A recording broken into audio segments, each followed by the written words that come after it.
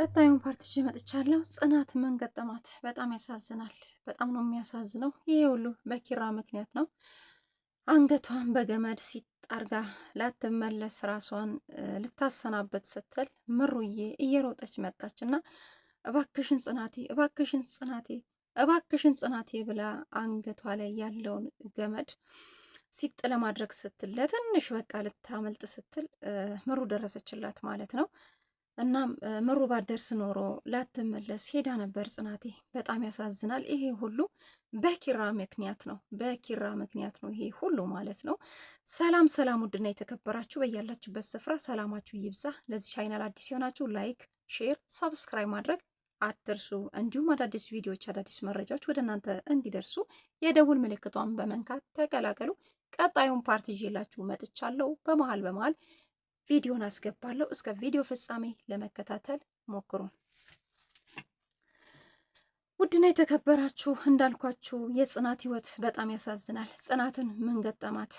እያንዳንዱ ነገር የምነግራችሁ ይሆናል ማለት ነው። ጽናት ለምንድን የታነቀችው በምን ምክንያት ነው ልትሉ ትችላላችሁ። ለእናንተም ጥያቄ ሊሆንባችሁ ይችላል። ጽናት በጣም ብዙ መከራ ተፈራርቆባታል። ብዙ ችግሮችን አሳልፋለች። ብዙ ውጣ ውረዶችን አሳልፋለች። አሁን ግን ከአቅሟ በላይ ነው የሆነባት። በቃ ምንም መቋቋም አልቻለችም። ከአቅሟ በላይ ሲሆን ነው ወይ መጥፋት አለብኝ ወይ ራሴ ሲጣርጌ ማጥፋት አለብኝ አለች ማለት ነው። እናም ስታስበው ስታወጣው ስታወርደው በስተመጨረሻም ግራ ተጋባችና ራሷን ለማጥፋት ወሰነች። ከዛም አንገቷን በገመድ ሲጣርጋ ላትመለስ ልትሄድ ስትል እንደ አጋጣሚ ምሩዬ ስትመጣ በገመድ ላይ ተንጠልጥላ ይቻትና ደንግጣ እባክሽን እባክሽን ስለምንሻለችና ምሩዬ እያለቀሰቻት ታደገቻት ማለት ነው።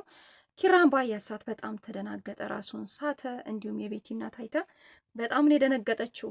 ይሄ ሁሉ በቤቲ ምክንያት በቃ ለምን ቤቲ መምጣት የለባትም? ቤቲ መምጣት የለባትም። ለምን የሞቀ ፍቅር ጽድት ያለ ፍቅር ጀምረው እንደ ድንገት ቤቲ መጣች። ቤቲ ደግሞ ለይቶላታል፣ አብዳለች። ጽናት ደግሞ የቤቲ መምጣት አትፈልግም። ቤቲ የጽናትን ህይወት አመሰቃቅላለች፣ የኪራን ህይወት አመሰቃቅላለች። በእርግጥ የመጀመሪያ ፍቅረኛ የመጀመሪያ ኤክሱ እንደሆነች እናውቃለን። ግን መጀመሪያ ራሱ አብረው ሲኖሩ በጣም ነው ህይወታቸውን ያመሰቃቀለችው ቤቲ። እና ጽናት እኮ ነግራታለች፣ ልጅሽ እኮ ስራዋ እንጂ ያሳበዳት፣ እኛ ምንም የምናውቀው ነገር የለም። ስለዚህ እዚህ ቤት ዝር ብላ እንድትገባ አልፈልግም ያለችው። በዛን ሰዓት ምን አይነት ነሽ አንቺ ጥሩና ቅን እንደሆንሽ ነበር የማውቀው አለቻት ማለት ነው። ቅንነቴንማ ልጅሽ ነጥቃኛለች። ስለዚህ ማንም ሰው ቢሆን ልጅሽን ብትሆን እዚህ ቤት ማንም ሰው ቢሆን እንዲገባ አልፈቅድም አለች ማለት ነው። ከዛ ኪራ ማዘነ፣ በጣም ከፋው። የጽናት እንደዚህ መሆን ያሳዝናል እና ሁላችንም እናውቀዋለን። የኪራን ነገር የኪራን በደል ስትሸከመውም ከአቅሟ በላይ ሆኗል። አልቻለችውም። በቃ ከዚህ ሁሉ ወይ መጥፋት አለብኝ ወይ ራሴን ማጥፋት አለብኝ ብላ ከሁለቱ አንዱን ወሰነች ማለት ነው። በዛም ምክንያትና ችግሯና ስቃይዋ ከአቅሟ በላይ ስለሆነ ራሷን ሲጣረገች ማለት ነው። ያሳዝናል። ብቻ ያምይም ሆነ መትረፏ ነው።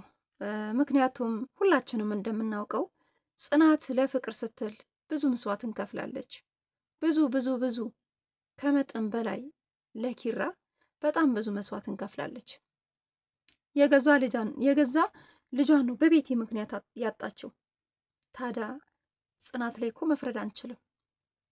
በጣም ከባድ ነው እንዴ! ማንም ሰው እኮ ቢሆን ከአቅሙ በላይ ሲሆንበት፣ እውነቴን ነው የምላችሁ፣ መኖር ላኮ ያንገሸግሸዋል። አስባችሁታል እንዴ? ከነገ ዛሬ ፍቅሬ፣ ህይወቴ፣ ላይፌ፣ ኑሮዬ ያማረ ይሆናል ብላ በፈጣሪያ ተስፋ አርጋ እየሄደች እያለ ህይወቷን ላይፏን እየገጨች እያለ ሁልጊዜ በመሀል እንደዚህ አይነት ድርጊት ሲፈጠር እቺ ልጅ ምን መሆን አለባት? እስኪ ያስቡ እና ከባድ ነው። ውድና የተከበራችሁ የጽናት ድራማ ተከታታዮች እስኪ እንደተለመደ አስተያየታችሁን በኮሜንት አስቀምጡ። በእርግጥ ቤቲ ኪራ ቤት በመምጣቷ ብዙዎቻችሁ አዝናችኋል። ኪራና ጽናት መለያየት የለባችሁም። እንዲሁም ቤቲ ደግሞ ወደ መጣችበት ትመለስ ወይም ደግሞ ቤቲ እንደውም ትውጣ እያላችሁ ብዙዎቻችሁ ባለፈው እንትን ኮሜንት ስሰጧቸው ነበረ እና አሁንም በቤቲ ምክንያት ነው ይሄ ሁሉ ነገር እየተፈጠረ ያለው። በቤቲ ምክንያት ነው። ያሳዝናል። በቤቲ ምክንያት ነው ይሄ ሁሉ እየተፈጠረ ያለው። ጽናትም ያላሰበችው ነገር ይሄንን ወስና የምታደርገው ይገርማል።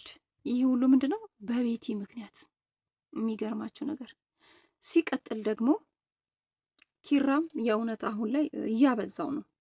ጽናት መጎዳት የለባትም ነው የምለው። ጽናቴ ከአሁን በኋላ መጎዳት የለባትም እና እኔ የማስበው ነገር ምንድን ነው፣ ጽናት በጣም ብዙ መስዋዕትን ስለከፈለች ነው። በጣም ለኪራ ስትል ብዙ መስዋዕትን ከፍላለች። ሁላችንም እናውቃለን። የኪራና የጽናት አንድ መሆን ነው ሁላችንም የሚያስደስተን እዚህ ጋር እውነት ለመናገር ማለት ነው። ሁላችንም ኪራና ጽናት አንድ እንዲሆኑ ነው ተስፋችን። ነገር ግን በመሀል የተለያዩ ነገር ይፈጠራሉ። የተለያዩ ነገር ማለት ነው። እነሱን ለመለያየት ህይወታቸው እንዲመሰቃቀል፣ ትዳራቸው እንዲበላሽ ብዙ ነገር ብዙ ምክንያቶች እያየን ነው። ግን ያሳዝናል። እናም በዛ ምክንያት ነው ጽናት የወሰነችው ማለት ነው። እሷም ወዳ አይደለም። ማንኛውም ሰው መከራ ሲፈራረቅበትና የሚያፈቅረው ሰው ላይ ችግር ሲፈጠር ያ ሰው ሊቋቋም አይችልም። አሁንም መቋቋም አልቻለችም። ከአቅሟ በላይ ሆነ። የሚገርማችሁ ነገር ማለት ነው እና ከአቅሟ በላይ ነው የሆነው ማለት ነው። ሲቀጥል ደግሞ ምሩዬና ናሆሜ ፍቅራቸው ደስ ይላል። ምን አለበት እንደው የጽናትና የኪራን ፍቅር እንደ ምሩና እንደ ናሆሜ ቢሆን ደስ ይለኝ ነበረ። አሁን ላይ ናሆሜ ለምሩዬ ቀለበት አስሮላታል። በጣም ደስ ይላል። ከዚህ በፊት የምታስታውሱ ከሆነ ኪራ እኔ እኮ ለምሩዬ ቀለበት ላስርላት ነው፣ ምሩዬን በጣም ነው የምወዳት፣ ያለ ምሩዬ እኮ ህይወቴ ባዶ ነው ብሎ ለኪራ ሲናገር፣ ኪራም እንዴ እኔም እኮ ለጽናቴ እኮ ቀለበት አስርላታለሁ፣ ጽናቴን እኮ እንደምወዳት ታውቂለ እንዴ፣ ጽናቴን እኮ አፈቅራታለሁኝ ናሆሜ አለ። ከዛም ናሆሜ ደግሞ እና ምን ችግር አለ ታዲያ አብረን ለምን አናስርም አለ። የሚገርማችሁ ነገር ይሄ ከዚህ በፊት ነው የምታስታውሱ ከሆነ። እናም እንዲህ ሁለታችንም አብረን ነው የምናስረው፣ እኔ ለጽናቴ አንተ ደግሞ ለምሩዬ አለ ኪራ። ከዛም ናሆሜ ተስማምቶ ሳለ ኒና መጣች። ኒና ያልታሰበ ነገር ተፈጠረ ማለት ነው። በኒናና በኪራ መካከል ያልታሰበ ችግር ተፈጠረ። በስተመጨረሻም እሱንም ችግር ለመፍታት ብዙ ጥረት አደረጉ። በስተመጨረሻም ችግሩ ተፈታ፣ ተስተካከለ። ጽናትና ኪራ ወደ መጀመሪያ ፍቅራቸው ተመለሱ። ሁላችንም ደስ ብሎ ነበረ። ከዚያም በኋላ 2 ቀን ሰላም ነው፣ 2 ቀን ነው 3 ቀን እንዲህ በቃ በሰላም በፍቅር እየኖሩ እያለ የቤቲ እናት መጣችና እኔ የቤቲ እናት ነኝ፣ እናም በአንተ ምክንያት ልጄ ጨልላለች፣ ልጄ ለይቶላታል፣ አብዳለች፣ ዶክተሮቹ ግዴታ ኪራ ጋር መውሰድ አለብሽ ብለውኛል ብላ ስትመጣ በጣም ደነገጠ። ወይኔ ኪራ አሁን ምንድን ነው የምሆነው? ምንድን ነው የሚውጠኝ እንዴ? ባለፈው ከኒና ችግር ተላቅኩኝ ስል አሁን ደግሞ ምን አይነት ችግር ነው የገጠመኝ? አሁን እንዴት ሁኜ ነው የምወጣ? ለጽናትስ ምን ብዬ ነው የምናገረው? አሁንስ የኔ ነገር አሁንስ እኔ እንደውም በፍጹም ይሄንማ ላደርገው አልችልም። ራሷ ሄዳ ትናገር ለጽናት እንጂ እኔ አልናገርም አለ ማለት ነው። በስተመጨረሻም ራሷ ነች ዞራ ይሄንን ነገር ለጽናት የነገረቻት እንጂ ከኪራ አልሰማችም፣ ከኪራ አልሰማችም ጽናት። ምክንያቱም ኪራ ግራ ተጋባ። እኔ ይሄንን ነገርማ በፍጹም አልነግራትም። ባለፈው ከስንት አጣብቅኝ ውስጥ ጓደኞችን ሰብስቤ ይቅርታ ጠይቄያት ሁለተኛ አላጠፋም አልበድልም ብዬ ተናግሬ ምዬላት ቃል ገብቼላትማ በፍጹም ይሄንን ነገር አላደርገውም አለ። ሲቀጥልም ለቤቲ እናት እኔ በፍጹም ለሚስቴ እንደዚህ አይነት ነገር ላስተላልፍላትም ልናገርላትም አልፈልግም። እኔ ጽናቴ እንድትከፋብኝ አልፈልግም።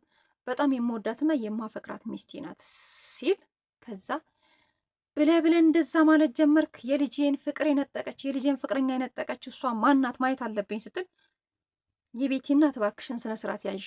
ጽናት እንደዚህ አይነት ሰው አይደለችም። ጽናት እንደዚህ አይነት ሰው አይደለችም። ስነ ስርዓት ያላት ሴት ናት። በፍጹም በሌላ ነገር እንዳታስቢ። ጽናት እዚህ ውስጥ የለችበትም አለ ማለት ነው ኪራ። እንደዛም ሆኖ ለጽናት ነው የሚከራከረው። ጽናት ደግሞ በጣም ተናዳም ስለነበረ ብሶት ውስጥም ስለገባች ቤቲ ደግሞ ተመልሳ ወደ ቤት መምጣቷ ስላናደዳት ነው ራሷን በገመድ ሲጥ ያደረገችው። እናም በጣም ከባድ ነው። ኪራ ራሱ ግራ ተጋብቷል። ናሆሜና ምሩም ግራ ተጋብተዋል። ምን ማድረግ አለብኝ፣ ምንድን ነው የማደርገው እያለ አሁን ላይ ለኪራ ፈተና ሆኗል ማለት ነው። በነገራችን ላይ በጣም ያሳዝናል። አንዳንዴ ያላሰባችሁት ነገር በህይወታችሁ ላይ ሲፈጠር ምን ያህል ከባድ እንደሆነ እኔ ለእናንተ አልነግራችሁም ማለት ነው።